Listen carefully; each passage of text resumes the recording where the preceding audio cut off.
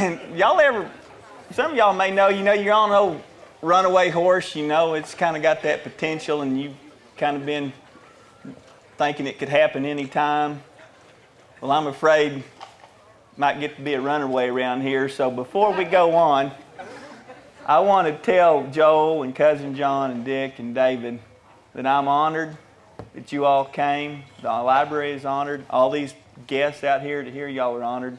Thank you very much for each one of you coming up here. I know some of you didn't want to be up in front of people. Cousin John, I twisted your arm, but thank you very much. It's been a pleasure. Now, our final panelist, he didn't want me to introduce him, but I want to say a few things because he might forget a few things. He does that a lot. It's Mr. David Ligon, who now resides at Nickel Creek, Texas, just east of the Guadalupe Peak. He is a windmiller. He is a machinist. He is a musician, a well driller, rancher, and a pretty good storyteller. All around bon vivant. And Look, his French road. I don't know what it means. And before, I don't know if you're going to tell it now, but you need to tell it sometime before everybody gets away, a little bit about the Hawaii well drilling. Yeah. But anyway, jog in your mind. Anyway, I'm going to just turn it over to you. You've got your head, and when Pat is ready for eat, he'll just ring the dinner bell. So I turn it over to David Lee. You got me, guy? Thank you all very much. First off, I want to tell you what an honor it is to be among such a group of august and very distinguished ladies and gentlemen. I take my hat off to you. I love it all. And I think you've got a great thing going here. It's wonderful. Mr. Haley had asked me if I would come up and bull a little while with y'all, and I said, well, yeah, maybe whatever. Let me look at the calendar. And the next thing I know, he's up at your house, Jeff, and he called and said, well, you're on the program. And I thought, well, okay, all right, I'll do it. You bet your life, I'll consider it an honor. I know about all four honorees. I know one fairly well. Clayton Wheat Williams. Remember, he may be a liar, too. I've got the list here. When Clayton Wheat Williams found out I was going to be on this panel, he said, what are you going to talk about? And I said, these things right here, and he crossed off 26 of them and just left 2. And that's all I got to talk about is these 2 things. But Clayton Wheat Williams and I were born in the same town, in the same hospital, 2 weeks apart in Alpine, Texas. Building's still there. It hadn't fallen down. You'd have thought it would.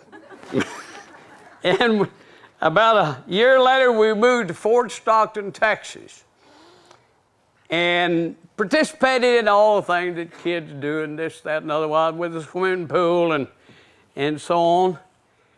And then Clady and I decided that we needed to make a little bit of money if we were going to do anything. And so we put in a lawn mowing and clipping business, and we clipped the customers pretty good. But this lawn mowing business was doing all right, and then a friend of ours, Walter Scuddy, purloined a Jeep from somewhere, I don't know where, and all of a sudden we started going on adventures. We were kind of land-based Magellans, you might say. And we'd go on these adventures, and 20 miles out of town, that was a big deal, and 30, 40 miles, that was a bigger deal, and we'd take the camp and everything with us. And we were about 12, 13 years old about then. Got a little bit older, and we found out about this joint, beer joint, called Little Mexico. It was about 7 miles out of town, and we had heard that if you kind of stood up as high as you could and looked as old as you could, and you could get a cold beer out there. And so Clady and I just made a bad mistake. We discovered beer and girls all in the same day. And our life from that moment changed. And we also discovered about the girl down in San Antonio.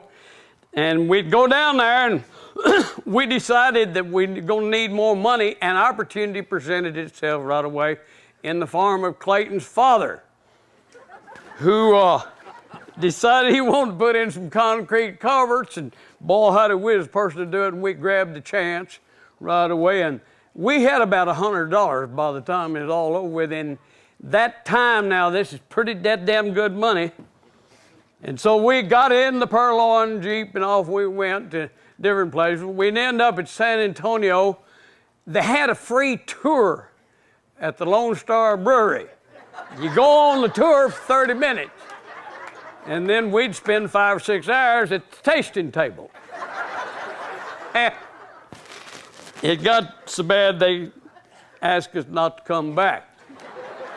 So one time we was chasing these women down there, and well, golly, we'd having a wonderful time. And one time we come back and we had Sanderson, Texas, and the money and the gasoline all give out at the same time. And Mr. McKnight had the Gulf station there, and we talked him in. We went in there and talked to him kind of confidential. Said, look, we got a guitar here with us, and we'll get out here in front of your place, and we'll play and sing 30 minutes, as loud as we can, for 5 gallons of gas, and we need a quart of oil, too. And we got out there and sang about 2 songs, and Mr. McKnight come out there, and he kind of nudged in amongst us there, and he said, boys, I'll tell you what I'll do. I'll give you 5 gallons of gas. I'll give you a quart of oil. I'll give you 4 soda waters. If you quit right now, you're running off more than you're bringing in.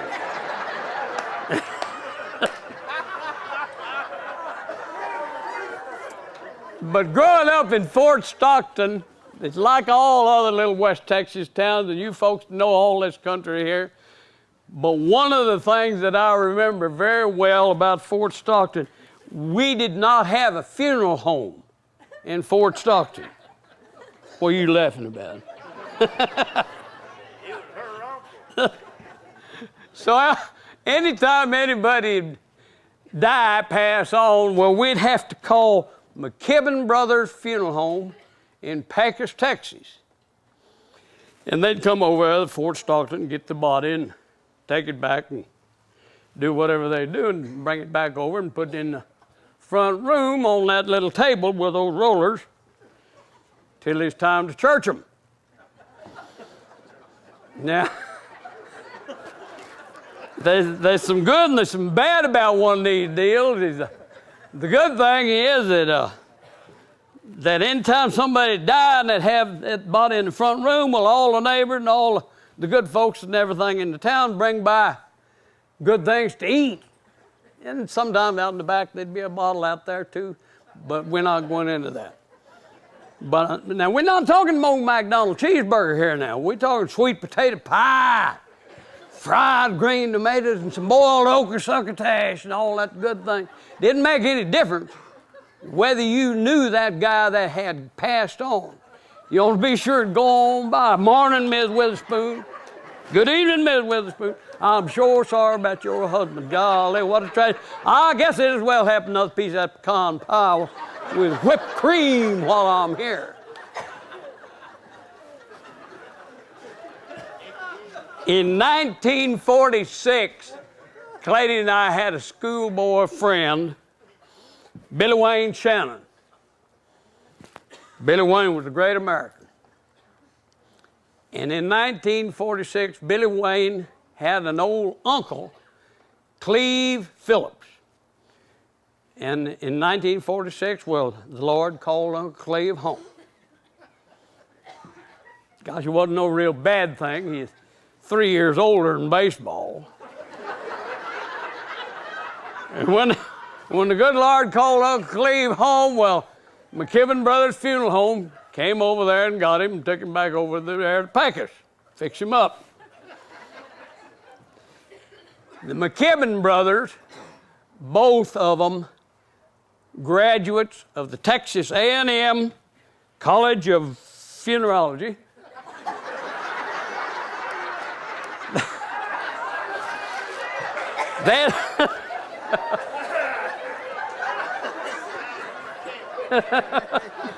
That was a tough time. Uncle Cleve was a hunchback. He walked like that all around. And they was having a tough time trying to get him to lay down flat in that coffin and put his feet down, his head come over. He got the money, and then go put his head down, and his feet come up. And they missed most one Saturday morning trying to get Uncle Cleve to lay down flat in that coffin. And finally, the oldest of the McKibben brothers, Rabbit, he figured this deal out. He went down to the hardware store and he got him one of those rubber straps with a hook on both ends and a couple of eye bolts. Come back, put those eye bolts in that coffin and put the lid, the bottom half of the coffin lid down, hold his feet down, and put that strap over him, held his body down like that, and then put all that stuff up over him, the tie and the vest and whatever, so you couldn't see nothing. Brought him back to Fort Stockton, put him in the front room, Mr. Shannon's house. About 6 o'clock that evening, Mr. Shannon come to Billy Wayne, my boyhood friend. He says, Billy Wayne, he said, I want you to sit up with Uncle Cleve tonight with me and these two fellers from the community here. And Billy Wayne, he said, do what? Billy Wayne wasn't scared of nothing but haints and dead people. And Billy Wayne's daddy said, now, son, you're most nearly 13 years old. It's time that you took responsibility in the family and sit up with your Uncle Cleve tonight. You and I and these two other fellas. Now, here's the way sitting up works. When the funeral home brings the body back, they always bring 4 of them folding funeral home chairs. And they bring 4 of those folding that handheld funeral home fans. So here about 8 o'clock that evening, well, you got Billy Wayne and Billy Wayne's daddy and these two other fellas sitting in the folding funeral home chairs with that handheld funeral home fanning. Uncle Cleve strapped down that coffin over there. About 9:30 that evening, they come a big cloud up. In West Texas, we call this a frog strangler.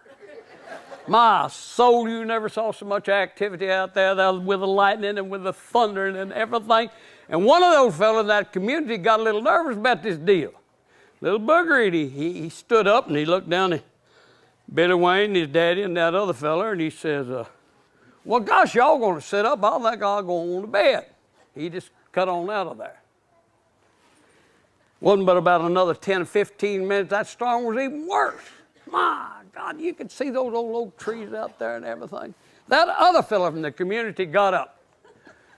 Said, well, gosh, y'all gonna sit up? I think I'll just go on to bed, and he split on out of there. About another 10 minutes, that storm was at the height of its fury. Gee whiz, you could read a book outside with all the lightning that was going on. Billy Wayne's daddy got up, looked down at my 13-year-old friend, Billy Wayne Shannon. He says, well, son, you gonna sit up? He said, I think I'll go on to bed. And he just split on out of there. Are you still with me? Alone in that room with Uncle Cleve Phillips, who has been tied down, strapped down in that coffin by 2 graduates of Texas A&M College, sits my boyhood friend, 13 years old, Billy Wayne Shannon. Wasn't but about 5 minutes, there come a lightning bolt. So fierce, so strong, so powerful, it snapped every source of power, every light bulb. From Gervin, Texas to Boquillas, old Mexico. Wasn't anything left. but those two candles up around Uncle Cleve's body. At the precise moment that lightning bolt hit, that strap holding Uncle Cleve in that coffin come loose. And Uncle Cleve kind of just come right out of that thing. And he sat there like he had good sense.